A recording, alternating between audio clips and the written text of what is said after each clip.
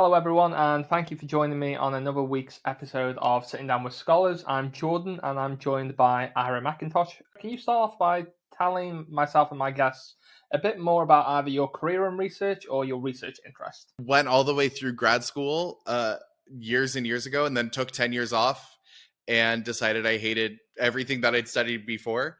So I was homeschooled up until college.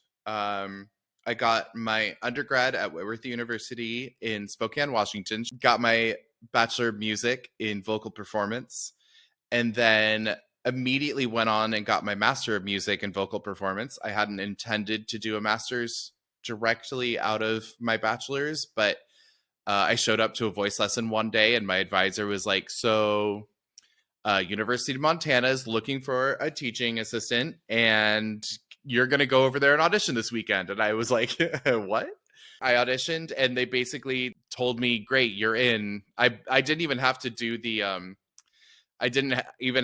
any paperwork. I had to turn in an application, but it wasn't like there was no worry behind it. The best part was I never ended up taking my GRE. I didn't take the grad school entrance exam. They were just so interested in having someone. I don't think it was specifically me. I think they would have been happy to have anyone. They specifically wanted a baritone, but I doubt I was their first choice, but I was someone, and I was there and willing. But it got to graduation, and the head of the department called me in, and she was like, we can't find your GRE score, and we're just trying to finalize all of your paperwork. And I was like, I never took it. You never asked me for it. And she's like, oh, okay.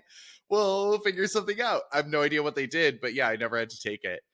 And then I took time off because by that point I didn't like singing anymore. And generally after your master's program, a lot of people, if they want to become soloists in opera, will go into young artist programs. But young artist programs, you're generally paying to do, as well as paying your rent, paying your bills, having a part-time job on the side. And I just didn't feel like that was what I wanted with my life. So I ended up working retail jobs, working in bars as a drag queen for 10 years, both between Seattle and New York. And eventually I was like, I want to get out of New York. I want to get out of the US. And I want to go back to school because now I know that I like sociology because no one had explained it to me prior. So I decided that I wanted to go into sociology and applied to a bunch of schools in the UK and one in France. Didn't get into any of the schools in the UK, but got into the school in France and decided, you know what? I guess I'm going to learn French and move to France. And I've been here ever since.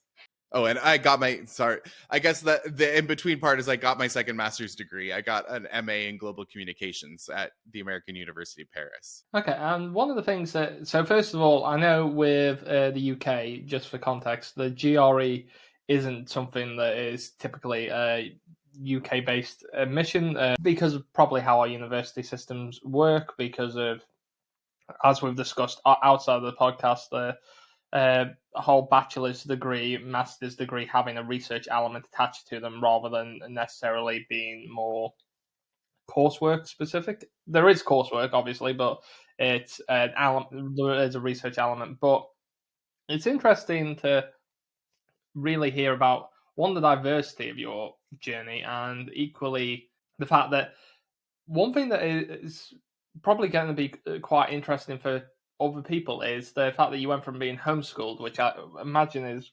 more of, you would assume, more of an isolating experience, to basically traveling here, there, and everywhere and going internationally, which is from one extreme to another.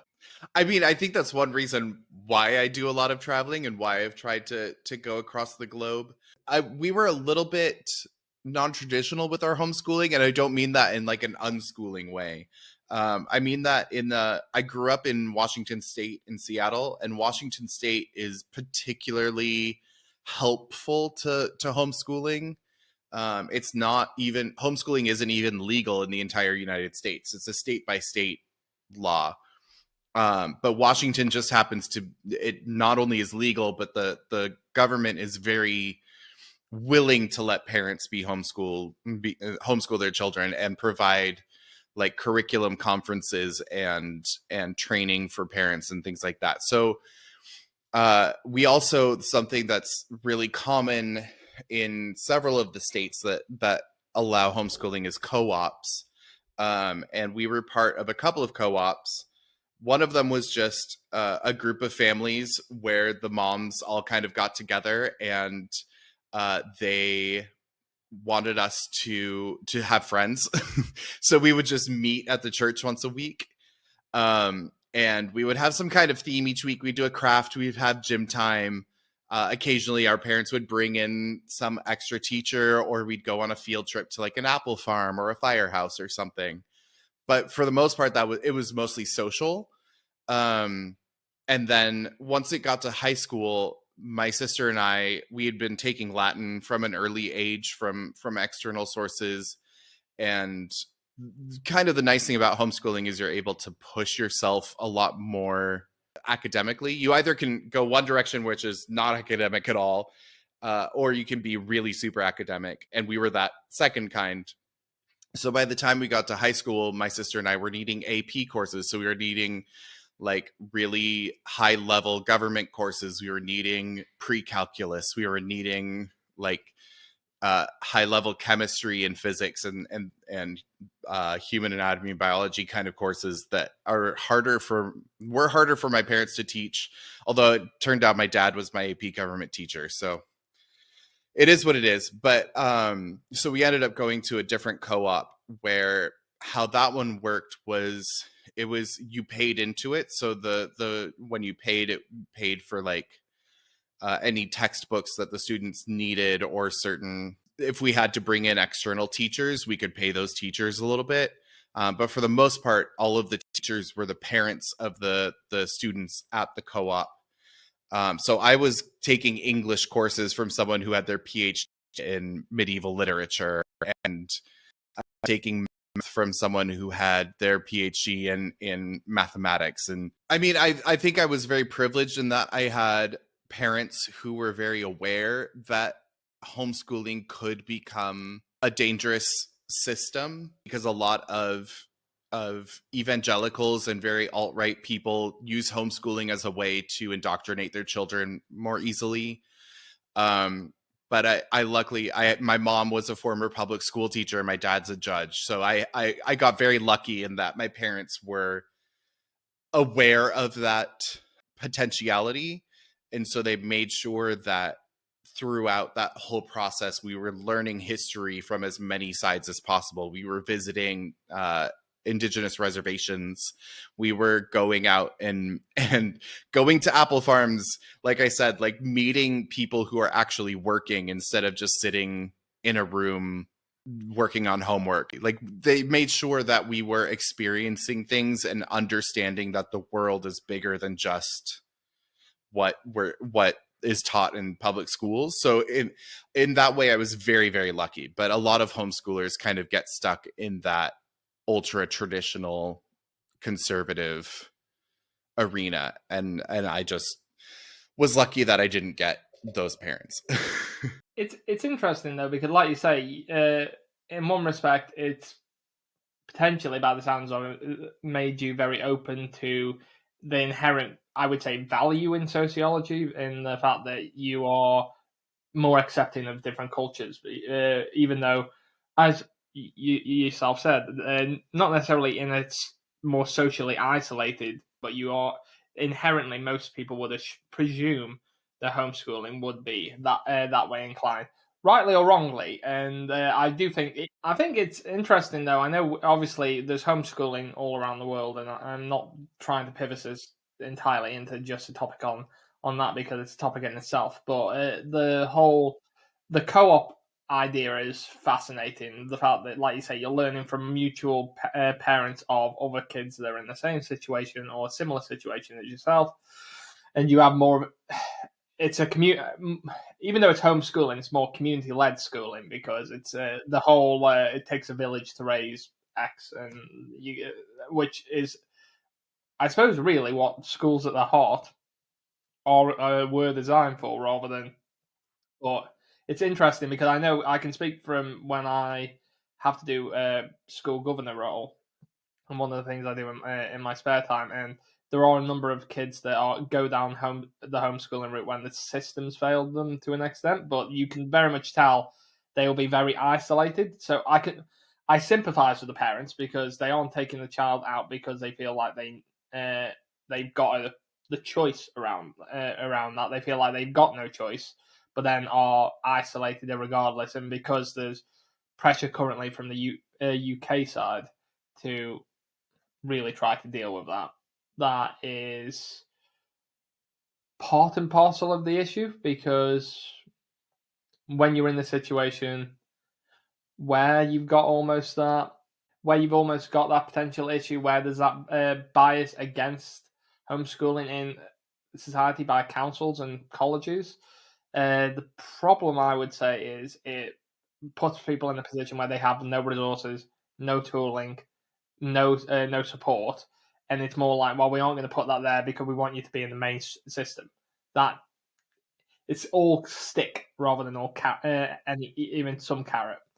But what I want to unpack a bit more of is what drove you to pursue your particular area of research or your interest. I know you're proposing a PhD topic, so what's pushed you down that path? I mean, I think everything that I've ended up researching is really to understand myself better. I think there's a trope in psychology that psychologists go into that line of study because they want to understand themselves. But I think it's really true kind of across the board in that researchers just get really interested in understanding their world and their experience. And that's what really drives them. And I think for me, in having that kind of community experience as a child, but then kind of going out and feeling like I didn't have community anymore and having to discover it, really kind of drove me. One of my jokes with my friends is I took Psych 101 in college and hated it. And at the end, I was just like, I don't care how the human brain works. Like, I don't care how an individual functions. Like, that doesn't interest me at all. What interests me is how groups of brains work together and how that psychology bounces off of each other, which I didn't have a term for in undergrad, which is why I wasn't a sociology major in undergrad. But then as soon as I found out what sociology was, I was like, that's what I want to do. Just because as someone who loves history, I love understanding why the things that happened in history happened. I've never been someone who, I don't like authoritative information. I hate names and dates history. I don't like being told this is what happened, this is who did it, and take that information and go. I want to know, okay, great, what was their motivation? Like, what was the context of their lives? Like, I want to know that background, and I want to know why people do the same things they do, but specifically why communities grow and move in the way they do. And that kind of first found its footing in my mind in linguistics. And I thought I wanted to go into linguistics for a while because languages are such an integral part of how a community forms, how they communicate with each other, hence why I ended up getting a communications degree. And that just kind of blossomed more into, so what I'm studying now, or proposing to study now, is as a gay man, as a queer person, something that has frustrated me since I've come out is this assertion by a lot of people that there is no such thing as a queer community, that there is no such thing as a gay community, that we're not a community, we're just a bunch of people. And I'm like, that's not true. And I will prove it. So all of the work that I'm doing, even in my master's thesis, was about finding community and finding those things that make us not individuals in this experience.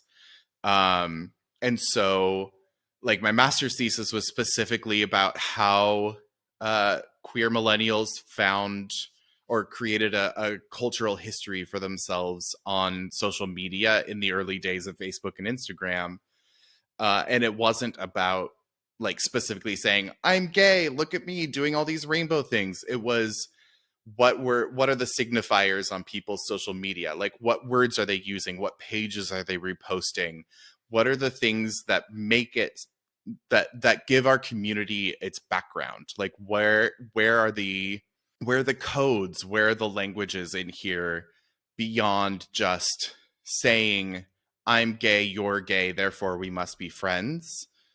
I was more interested in what are the things that show that we are similar in our signifiers and our codes and our symbols that are unable to be scrubbed clean off of the internet, especially in today's day and age where queerness is literally being scrubbed off of the internet, especially in America. They took trans people off of the Stonewall Monument's website, and it's like, that's impossible. You can't get rid of trans people at Stonewall. That's the reason it happened. How our existence. Oh, it was interesting. I'm just thinking of. I was just going to say, Ira. I think correct me if I'm wrong. I might be a bit back in the fact with dates, but the whole. Obviously, there was there was a shooting in Florida. I can't remember the year, but yeah, and then with that, from memory, they put a rainbow crossing, which has been painted over recently. Yes, and it was painted over recently after recent rulings, and the community went out and repainted it. So it's back. Who knows how long, but it's back currently. But yeah, with those like overt symbols being taken away from us, I was really interested to see if it could be obvious to those in the know if someone was queer on their social media just by looking at someone's page. And I at least found, it was a very small group, but I at least found that it's very, very clear. Even for people who weren't aware of their queerness, there were very clear signs. And so that was really encouraging to me. And then my PhD topic is even more specific to my own personal experience. I'm proposing research into misogyny and how gay men view women in a different way than straight men, but then they're still naturalized men into this patriarchal society that views women as objects. I'm really interested in pursuing a study in how that objectification and misogyny presents itself due to the lack of a sexual interest. And it's weirdly not something that's been actually studied before. There are a lot of people that talk about similar topics, and it's kind of, there are like 6 or 7 disciplines that have mentions of it, and post-feminism kind of talks about it a little bit, but no one's ever like named the specific thing.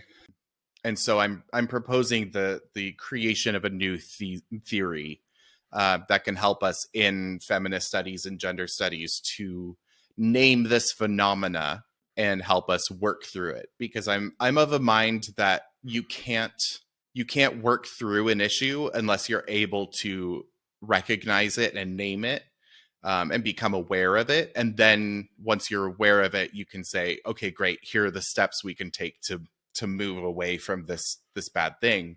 But right now we're just mildly aware of it. And do you think that a lot of that stems from the fact that when we think about, and we do this in other areas of social sciences, which I think is, I would say, the social sciences don't do that. I'll rephrase. It's not the science itself that does it. It's the policy and society that does it. Where, for example, I'm neurodiverse. I've got dyspraxia. But if you were to group all neurodiverse people into the same thing and give them various different scenarios, they aren't a homogenous group. They will not say the exact same thing. They will have, some will be left-leaning, right-leaning, some will have a very centrist view on, if you go by the bird of politics, or if you go looking at various different social issues that they're interested in. Some will be very individualistic, some will be more community-focused.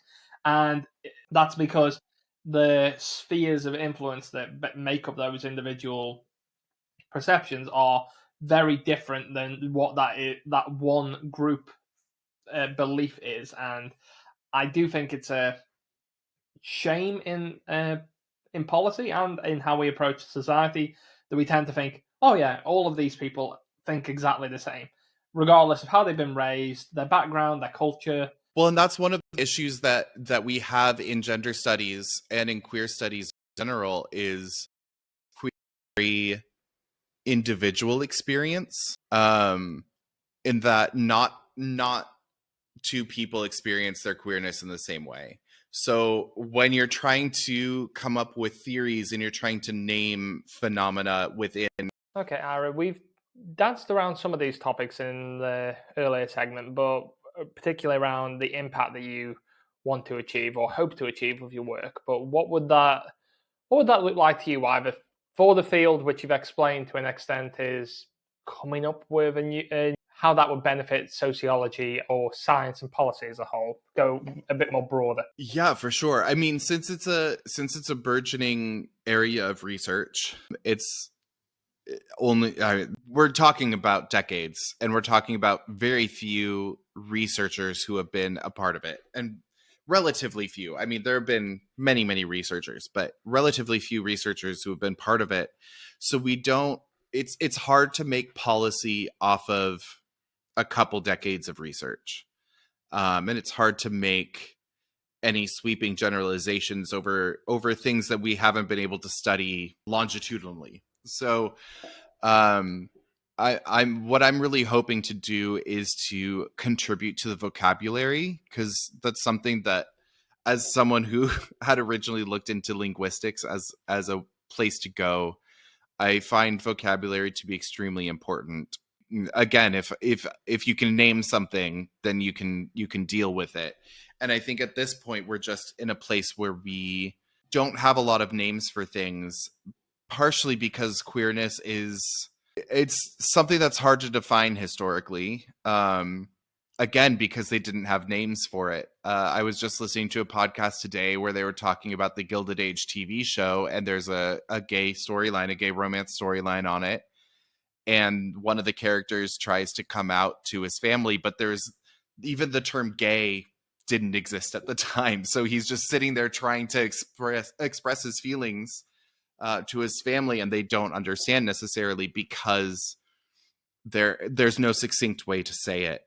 So throughout history, there have just been all of these different terms that have been used between, like, the middle sex or the third sex, or Uranians, or just all of these terms that have tried to describe both homosexual relationships, but also romantic relationships. And so history is hard to codify when those labels didn't exist, and you can't go back and layer over modern labels on top of old people who can't answer to it. You can't tell people in the past what they identified as, because they didn't necessarily identify as that, and B, they didn't see sexuality in the same way.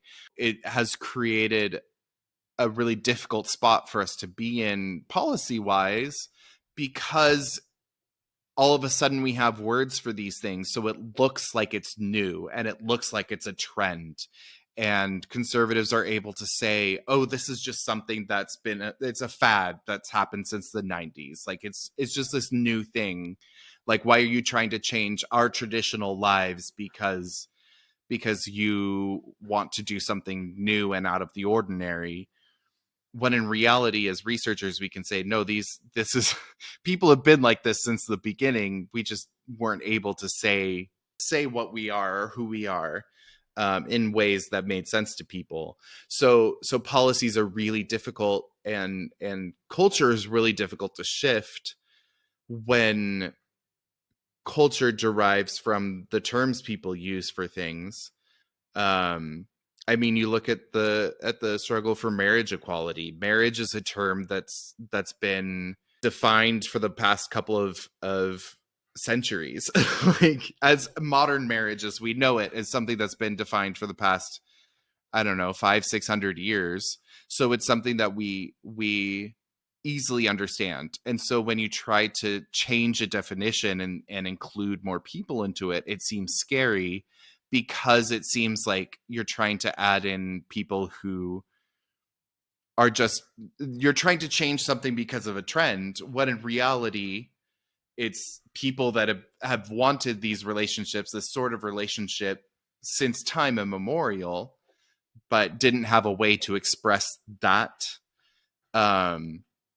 So I'm hoping, all of that to say is, I'm hoping that my research contributes to that vocabulary, contributes to that base of knowledge, to say these things have been around, these people have been around, these feelings have been around since humans have existed. And we now are able to use some of these words to help explain what some of these relationships were.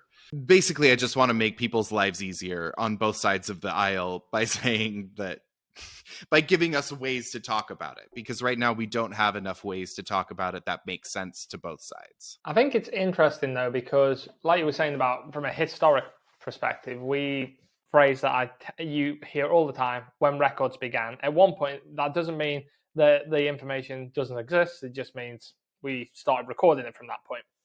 I think it's interesting. You'll have the silent either minority or majority in some views who won't be able to express their view because the culture doesn't allow for it, society doesn't allow for it. Rightly or wrongly, that expression, that freedom of expression, if you can't say it doesn't exist, because in a lot of cases, as we've seen in different parts of history for various reasons, whether that be the likes of prohibition, as an example, it still happened.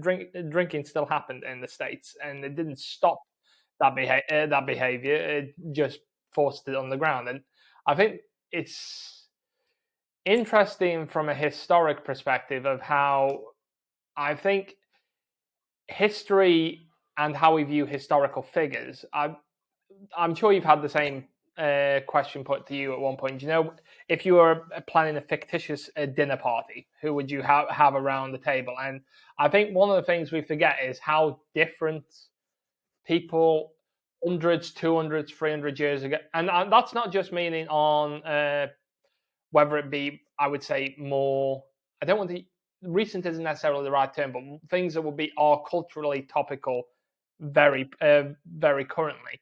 Even if you look back, let's say 70 years, and you look at disability rights, and you look at some of the rights for people from different ethnic backgrounds, the people from the 19th century would be vastly different from a point of view than what I think people were, like the founding fathers in the States, famous politicians who've done great work, will be probably quite gobsmacked by some of the changes. I mean, yeah, I really think some of the people that we idolize in the queer community historically, I think a lot of them would be very shocked by queer people nowadays. Like, I don't think, I think there would be a few of them that would be excited about it, and a few of them that would take part in the current cultural climate.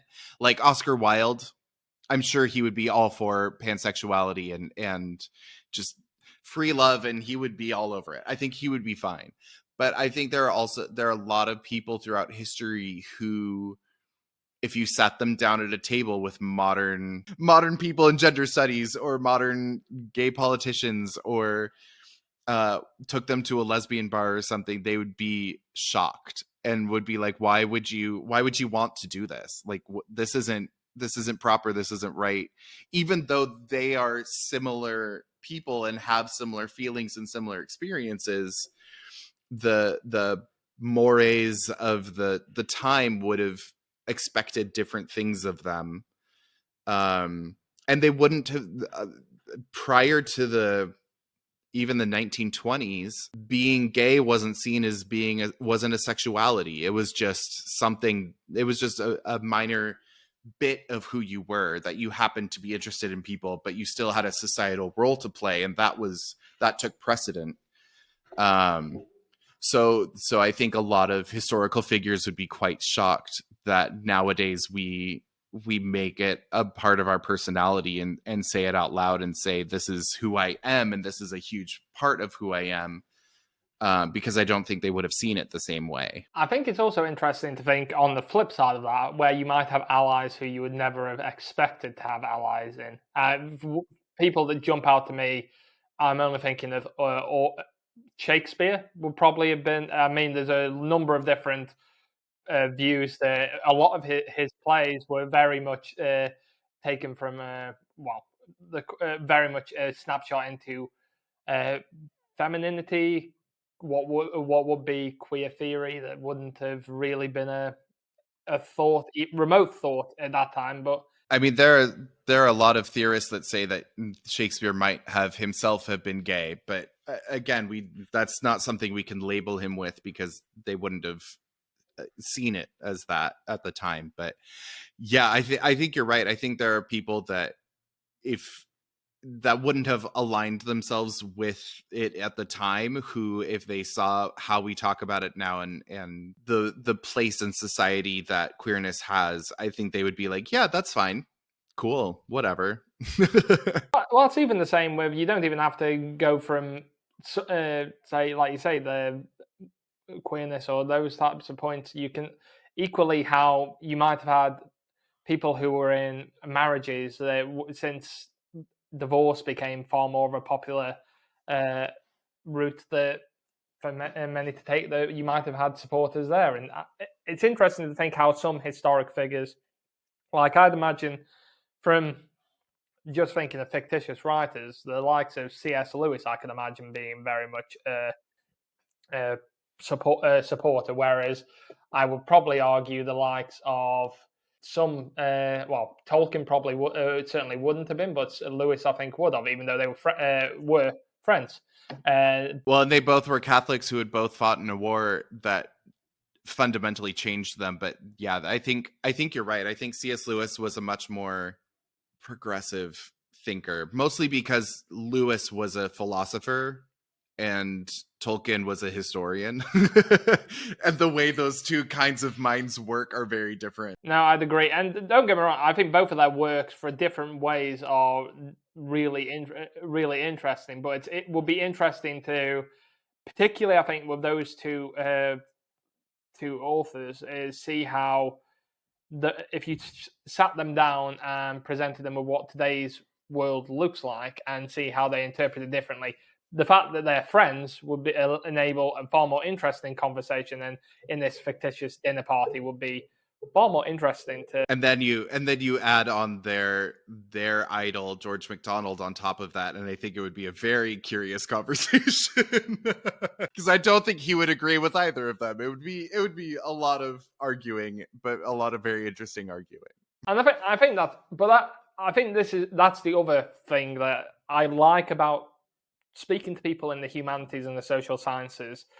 I would say arguably more than I do because having that interdisciplinary hat where I flip between STEM and the humanities, the thing that I find really interesting when speaking to people like yourself is, because it's inherently on the pulse of society, whereas STEM in itself is more, it's on society from a progressive point of view, but it's very much, these are the ideas that will shape social policy, whereas a lot of social sciences, humanities, and so on are, these are the impacts of what is happening in society and what needs to change. So one is inherently working alongside it, the other one's literally working on top of it. And I think that's something that I constantly find myself having to remind myself as I get deeper and deeper into research, and just to keep myself from being egotistical about my own research and the importance of it, is I keep remembering that humans have existed for tens of thousands of years, and we only have good, reliable written evidence of about maybe 1,500 years of that. And we've been studying ancient humans for so long that we're just now finding out that humans living now also have Neanderthal DNA in them. Like we are just understanding the interplay between humanoid species 30,000-40,000 years ago that we didn't know until just a couple years ago because of our progressions in science. And so whenever I start to feel that the ego rear its ugly head in the back of my mind, I'm just like, you can't think of yourself as so special, because we've been around for a very long time and we only really know a very small portion of that history. It reminds me to see my research as a privilege, and to understand where we're at now as a privilege, rather than trying to overlay some meta narrative onto the entire existence of humanity and say, no, humans have always been this, when in reality, like, by the time Cleopatra existed, they had no idea who built the pyramids. Like, that's how long human, like, as what we think of as human civilization, how long it's been around, that even in ancient Egypt, the first archaeologists were ancient Egyptians researching the ancient Egyptians. So I have to remind myself that this kind of research, the humanities are a privilege, because we get to watch these things unfold in ways that we haven't been able to in the past. And it's so much fun. I think the other side of that, which does make me think, is the whole we don't necessarily also know what we've lost, because we're also assuming we have languages that we've lost that we therefore can't read the work of, and equally, not all information has been translated into written text, because I'm thinking of the likes of stories, songs, and so on, which are equally hugely relevant to a culture and sometimes to an entire system. Such as, I think, one of the examples, when I was had the privilege to go to Australia and see their Aboriginal museum, and one of the things that was interesting there is how song was really important for them for navigation, and it's the fact that because a lot of people would dismiss song, why would you include music if it's not written down? What's the relevance? If it's not built something, what's the relevance? And like you say, I think there is that other side of we don't know what we've lost, because, like you say, you don't know what you don't know. You equally don't know what you've lost if you aren't ever going to see it. And if we're able to lose information as quickly as we know we can, like, for instance, you go to a graveyard or a cemetery, and there are probably 3/4 of the people buried there have no living descendants. No one knows what their life was like. We don't know if they had journals or letters or pieces of clothing that somehow got passed down and ended up in a thrift store somewhere that someone is wearing now because they found it as a costume piece. And we lose history faster than we find it. And so it's so important to constantly remind ourselves of that we're understanding a small portion of our existence. And that's one reason why I'm constantly telling people, keep a journal, write things down, don't delete your Facebook. As much as you want to be capitalistically progressive, don't delete it. Download your archive first and then delete it, because that's information. If we lose it's what my master's thesis was about. If we lose the stupid, banal, day-to-day stuff, if we lose the posts where we were like, hey, I want to hang out at the mall today, who wants to go see this movie, and then there's a random like feeling frisky or whatever next to it. Like, if we lose those things, it sounds stupid, but if we lose those things, we lose our connection to the humanity behind the history.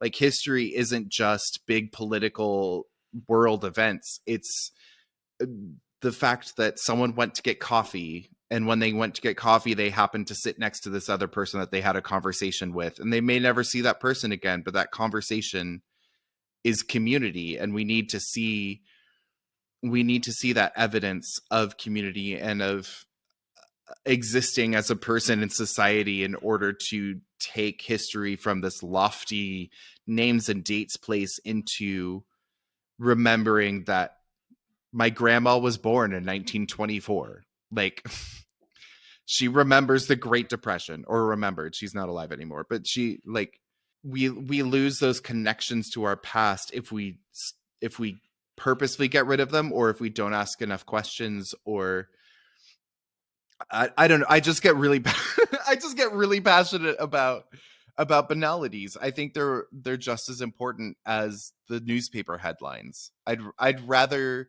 know why a newspaper has a coffee ring on it than what's in the headline, because the headline is going to be everywhere, but who put that coffee mug on it is not. I think, like you say, though, I think equally, I do think we run we do run the risk a lot of times of, I would say, getting rid of or dismissing the context, because I mean, one of the most popular, I would say, examples of this was Karl Marx and the context that he was in, where he was very much subsidized by a rich, very capitalist friend. And the context, it doesn't dismiss his theories, but the context is also important. But equally, there are a number of people whose theories we take as gospel, philosophically, politically, scientifically, and we completely dismiss the context of where they were, because how many, I'm just thinking, science being very overrepresented by the white man in the lab coat. How many wives, friends, and so on informed that person's way of thinking? Everyone I've spoken to who has done a PhD or is doing a PhD is shaped by the individuals around them. It's not just their work, and whether that be the academic friends that you meet, or whether it be the family and friends who say, "Oh no, keep going with that. You need to. It's really good, that type of thing," even if they aren't in the field, and even if they're just a footnote on your acknowledgements, the impact they've likely had to your body of work is so much different than.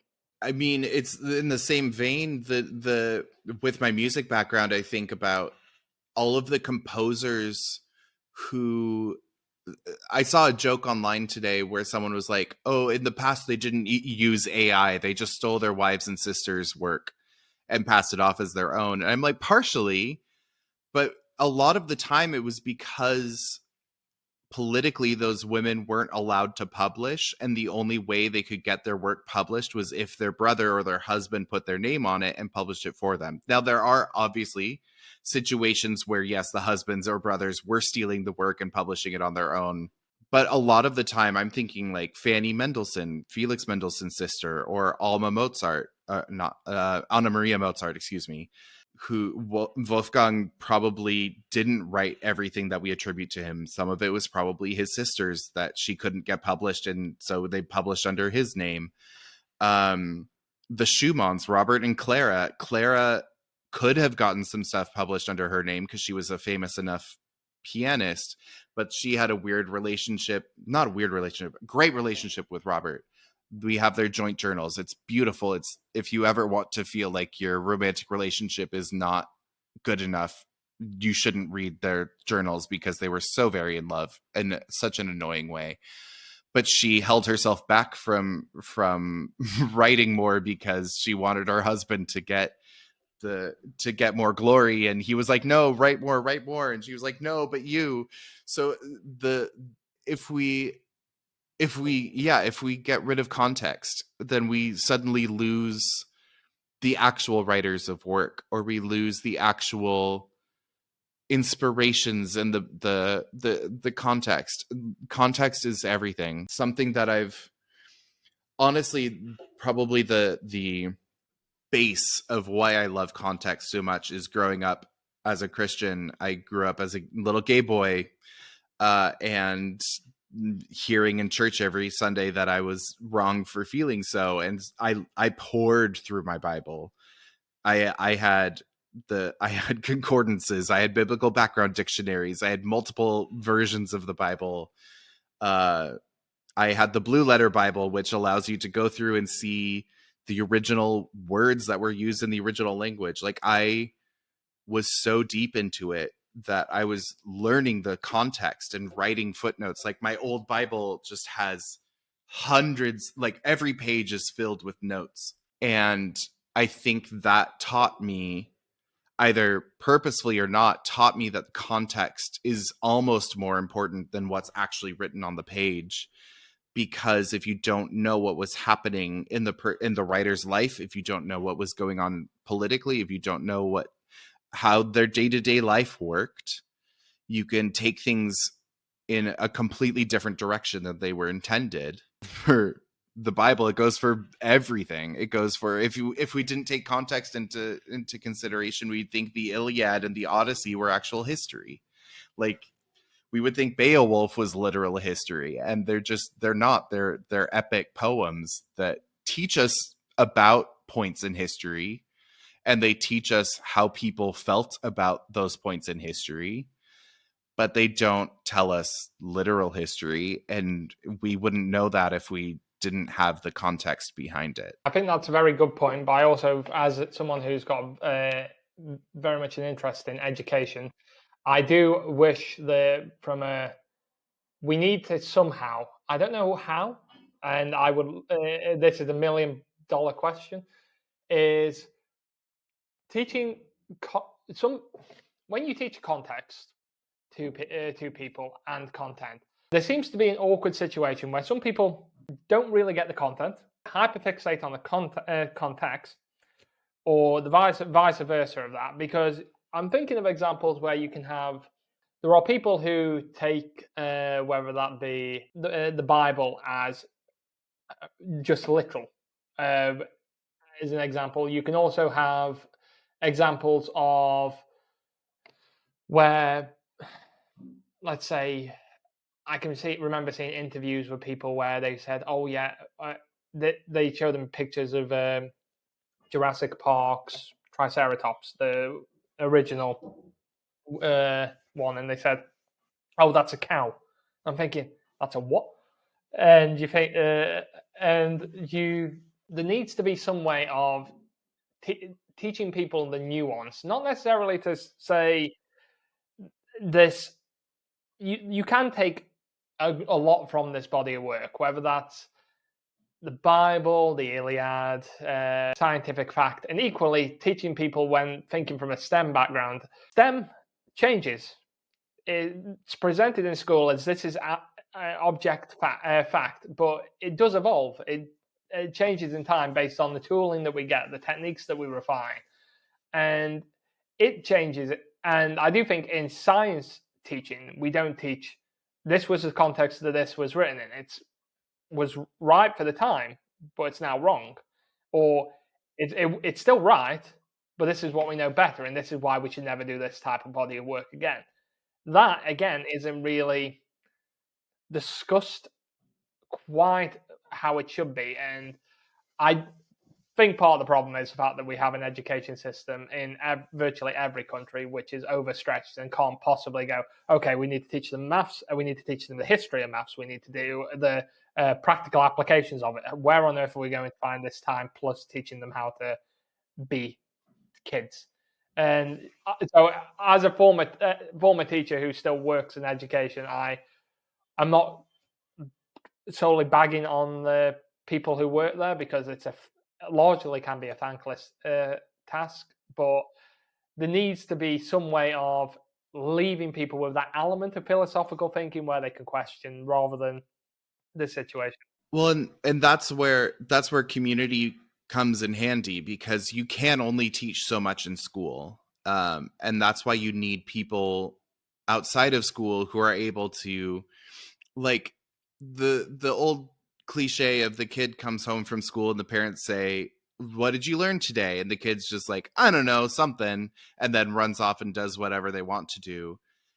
Instead of, okay, no, the reason we're asking is because then we can try to provide the context that they don't have time for in school, or having people. I also was very privileged in my growing up time that my parents' friends were also kind of my friends. So I was having conversation with 40 and 50-year-olds as like a 10-year-old, and learning context and learning history, and having them tell me about their lives. So I was getting a lot of that context outside of the school experience.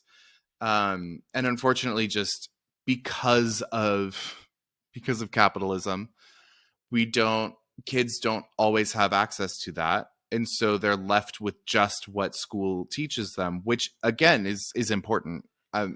I'm joining with you in saying that I'm not dogging on teachers. They're doing the best they can with what they're given and what the time that they're given.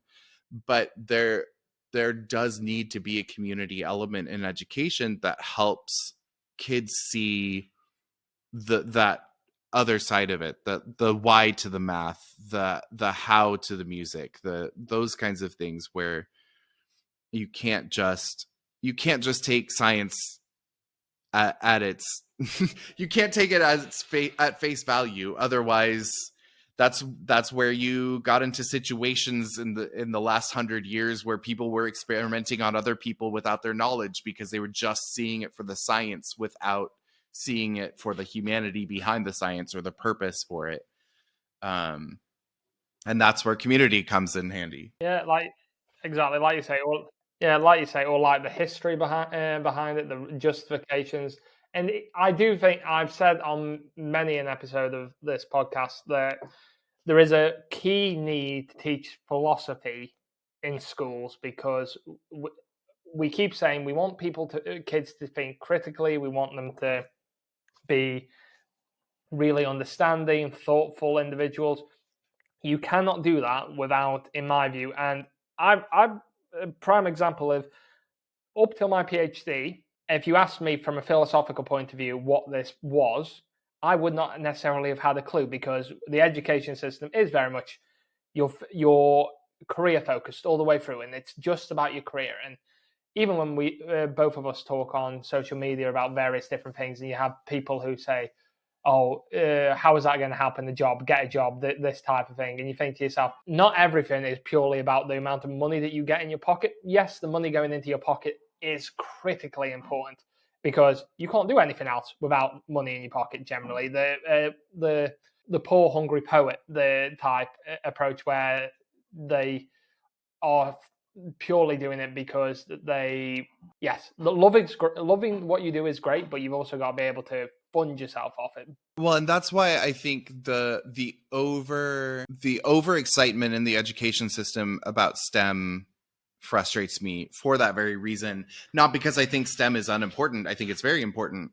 But I think what it does when the school system focuses on STEM and doesn't focus on music and the arts and the humanities is it cuts off your ability to ask questions. Because I mean, we've seen it in books and stories throughout the centuries where kids grow up and no longer have the imagination. I mean, it's the idea behind the Polar Express that you can only hear Santa's bell ringing when you're a kid, because when you're an adult, you're older and jaded and you no longer have that imagination anymore to hear it.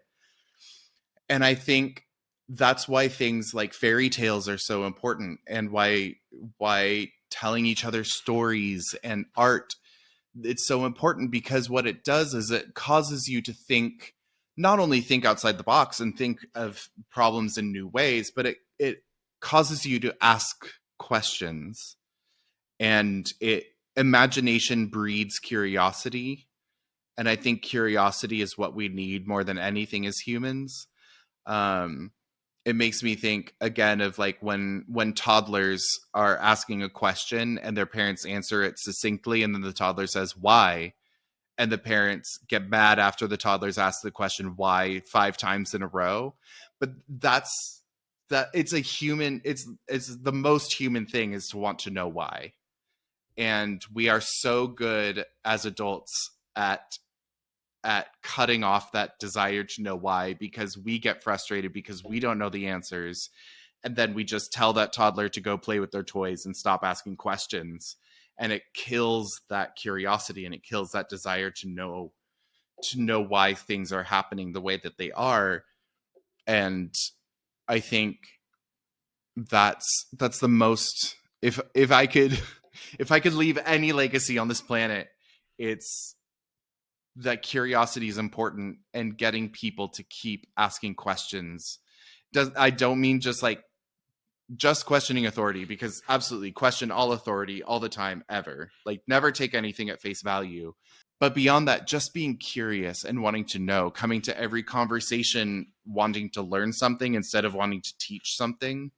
I think the best teachers I've ever had are the ones who are wanting to learn. And that's why I will forever sing the praises of the humanities and the social sciences and the arts. It's because those are the things that teach us to ask those questions and to philosophize about why we exist, to think beyond the authoritarian answers that we're given. I think one of the ways that I always like to think about it, and potentially showing a bit of a bias from an interdisciplinary point of view, I tend to look at the STEM and the humanities in two different contexts. Trying to find out the topic because you're inherently curious about what is going on there and trying to deeply understand what is going there. Whereas the humanities, I view more as the soul and the spirit of it, your justification for why you're doing it. And the problem is those two topics should not be split. In some cases, there's not at least the core approach shouldn't be split. Maybe the method should be split after a while because there's not a lot of soul in an Excel spreadsheet. I've looked. There's a very little there. But when you outside of that type of context, when you're presenting the work to someone else, it should be important. Could you tell me about your story in 10 words or less? I've got 5 rapid fire questions for you, starting with, what did you want to be when you were younger? I wanted to be a lot of things, but the first choice was a chef. And how do you want people to see you? I want to be seen as compassionate and curious. Can you describe what is going to be your research focus in 10 words or less? That's the most difficult question. My research focus is looking at how gay men's relationship to their own femininity and how that informs the structures of their misogyny. And what is the biggest challenge in, let's say, gender studies? Go a bit broader. The biggest challenge is just finding information because it's so new. Everything is interview based. Everything is ethnographical. Gathering information is the biggest challenge. Surprising fact about you. Surprising fact about me is according to family legend, I am related to Vlad the Impaler. So yes, I am a vampire, and no, my skin does not sparkle. Okay, and moving swiftly on, please do stitch any of those questions if you want to expand, then hopefully that can be an area for people to ask you a bit more about. But outside of that, what advice would you give to someone who's just starting out on their academic journey? So fresh face, college graduate, so 16 to 18-year-old, just going out into the world. Don't feel rushed. If you want to take time to figure out what you're actually interested in, go for it. Take time off. Take a year, take 5 years, take 10 years. School, university is not important for everyone.